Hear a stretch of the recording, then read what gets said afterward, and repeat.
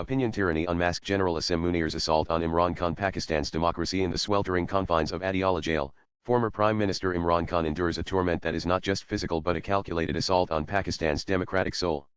General Asim Munir, the unelected arbiter of the nation's fate, has unleashed a mercenary cartel that thrives on fear, manipulation, and the systematic dismantling of dissent. Through unprecedented tactics demanding a polygraph test, enforcing a cruel ban on family contact, and wielding Bushra Bibi as both bait and potential puppet, Munir's regime reveals a chilling playbook designed to crush Khan and the hopes of millions who see him as Pakistan's last bastion of resistance. But at what cost to the nation's future? A polygraph to silence truth. Why would a former prime minister, a figure of global stature, be subjected to a polygraph test, a measure unprecedented in Pakistan's legal and military history? The demand, tied to the May 9, 2023, riots, is not about justice but about humiliation. Khan's refusal to comply exposes the test for what it is: a theatrical ploy to paint him as a criminal, orchestrated by a military desperate to justify his incarceration. What does this say about a regime that resorts to such extra-legal measures to silence a political rival? Is this the rule of law or the rule of a junta cloaked in constitutional Gabra family torn apart? Khan's isolation in Adiala jail is not just a punishment but a psychological weapon.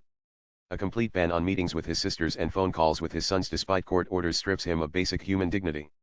For 6 months, he was allowed only 3 calls with his children, confined to a dark cell for weeks without sunlight or electricity.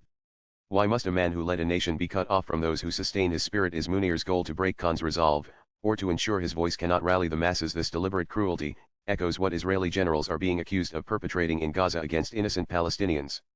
In the Muslim world, 2 tyrants come to mind, Yazid and Pharaoh. Bushra Bibi, pawn or player. Bushra Bibi's role in this saga is as troubling as it is enigmatic. Her impassioned call to protesters at D Chowk on November 26, 2024, promised unwavering resolve: "I will never leave you." Yet, as the Islamabad massacre unfolded, leaving unarmed citizens bloodied under Munir's brutal crackdown, she was nowhere to be found. Eyewitnesses place her in a bulletproof SUV, far from the front line, before she vanished with Khyber Pakhtunkhwa Chief Minister Ali Amin Gandapur. Why did she abandon the very people she vowed to lead? Her 10-day silence after the tragedy, coupled with unverified claims of abduction and gunfire, only deepens the mystery. Is she a victim of military coercion, a reluctant leader thrust into a role she cannot fulfill, or something more? Calculate a potential successor should Khan be eliminated. Her sister Maryam Wattus tweets, pleading for sympathy while Khan languishes in a class cell, ring hollow to loyalists who question her motives.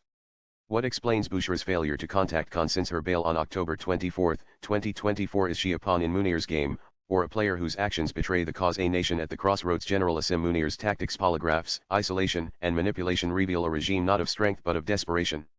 By targeting Khan, a leader whose popularity dwarfs that of his jailers, Munir risks alienating a nation already simmering with resentment. The Islamabad massacre, where peaceful protesters faced live ammunition, is a stain on Pakistan's conscience, a testament to a military that rules not by consent but by force. How long can a nation endure such tyranny before it mobilizes from a peaceful into a bloody revolution? What will it take for the international community to hold Munir's cartel accountable for its human rights abuses? Swipe left for next video. Imran Khan's suffering is not just his own, it is a mirror held up to Pakistan's soul.